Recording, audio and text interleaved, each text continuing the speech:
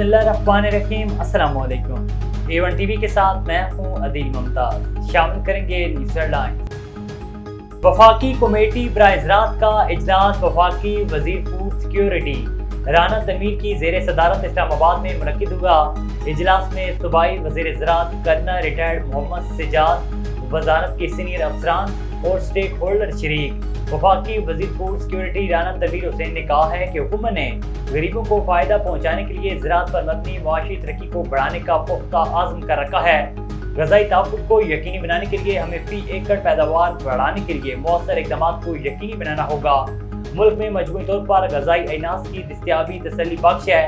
तिजारती रुकावटों को कम करने के लिए अमली इक़दामात करना होंगे। मेरे दौर में मदाखलत की कोई शिकायत नहीं मिली।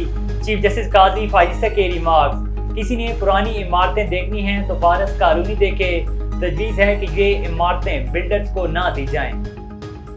कराची में सुप्रीम कोर्ट का इमारतों के बाहर से रुकावटें हटाने का हुक्म। चीफ जस्टिस काजी फाइज़ा ने कहा है कि हर जगह से रुकावटें हटाएं, 3 रोज में रिपोर्ट दें, तजावुज़ात के खात्मे के अखराजात का अवधीन से लें। अदालत का नस्ला टावर की जमीन बेचकर अलाटीज को मुआवजा अदा करने का हुक्म। और शहीद कस्टम एहलकारों के लवाहिकीन का दुख बांटने वज़ीर आज़म एबटाबाद पहुँच गए।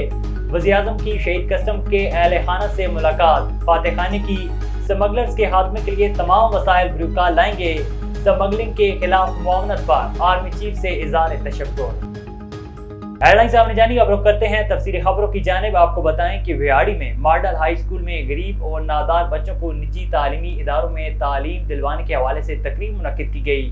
तकरीब की सदारत कमिश्नर मुल्तान मरियम खान ने की, जबकि तकरीब में ज़िला एजुकेशन अथॉरिटी और प्राइवेट स्कूल्स के माबैन मुआहिदा तय पा गया, जिसके मुताबिक स्कूल ना जाने वाले बच्चों और बच्चियों को निजी तालीमी इदारों में फ्री दाखिला और किताबों समेत मुफ्त तालीम फराहम की जाएगी।